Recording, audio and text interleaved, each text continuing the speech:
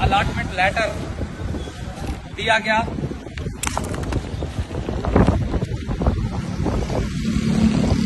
ये allotment letter दिया गया कि आप जाएं। मैं 1 करोड़ रुपए दे चुका हूं। अलीम खान की ये सोसाइटी है पार्क व्यू,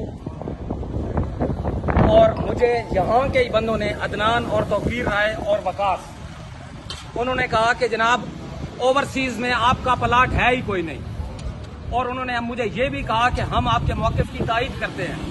इसके बाद मुझे ये देखें, इसके बाद ये देखें, एक मिनट प्लीज ये देखें चीफ जस्टिस साहब, ये देखें चीफ जस्टिस साहब, ये देखें चीफ जस्टिस साहब, ये देखें, आर्मी चीफ साहब, खुदा का वास्ता हम लुट गए। आर्मी चीफ साहब, खुदा का वास्ता है, आर्मी चीफ साहब हम लुट गए। 1 करोड़ रुपए मैं दे चुका हूँ, 1 करोड़ रुपए मैंने दिए, और मुझे ये प्लाट दिखाने के लिए गए तो कहते प्लाट है ही नहीं। खुदाया मैं कहा जाऊँ, खुदाया मैं कहा जाऊँ। या अल्लाह ये क्या हो रहा है मेरे साथ?